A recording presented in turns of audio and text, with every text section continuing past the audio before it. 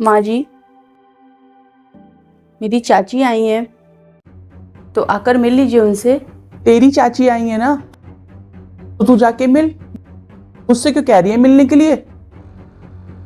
जब देखो तब कोई ना कोई तुम्हारे मैके से मुंह उठा के चला ही आता है। मेरा घर ना हो गया गेस्ट हाउस हो गया। जा अब यहां से और जल्दी से उन्हें मिल मिला के भेज। अरे माँ जी, ऐसे मत बोलिए। चाची बगल वाले कमरे में ही बैठी है, सुन लेंगी।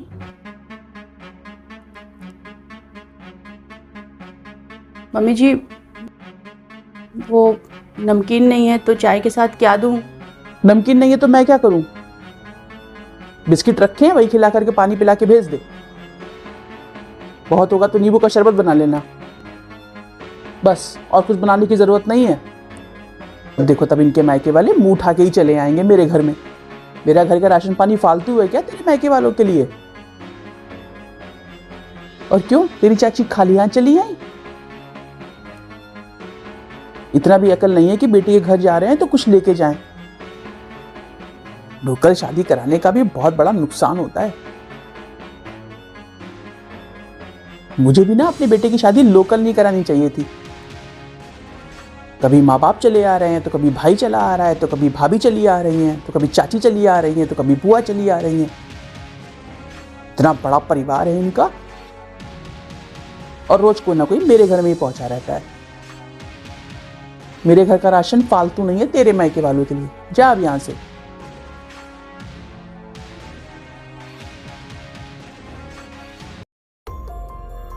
अरे चाची जी कहाँ गई?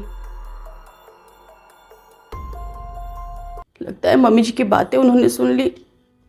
हे भगवान, जाके घर में सबको बताएंगे। देखा मम्मी जी, मैंने आपसे मना किया था ना कि तेज आवाज में मत बोलिए।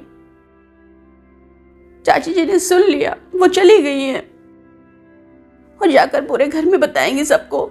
चली गई तो मैं क्या करूं? सुन लिए तो अच्छा है, आगे से आएंगी नहीं। मुंह पे सीधे बोलने से तो अच्छा ही है ना कि उन्होंने मेरी बातें सुन ली। अब क्यों परेशान हो रही है? ज्यादा क्या खाना बना। समझदार होंगी तो दोबारा नहीं आएंगी।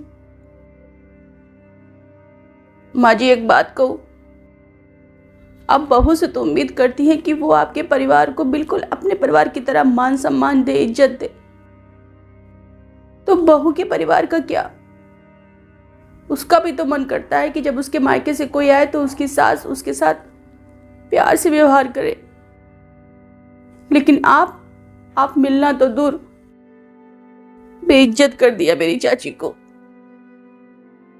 हर लड़की एक सपना लेकर ससुराल आती है कि उसे एक नया घर मिलेगा, एक नई माँ मिलेगी। लेकिन आज मेरी सास ने मेरी चाची जी को इतने बुरे बुरे शब्द बोले कि अब शायद वो कभी दोबारा मेरे ससुराल नहीं आएंगी।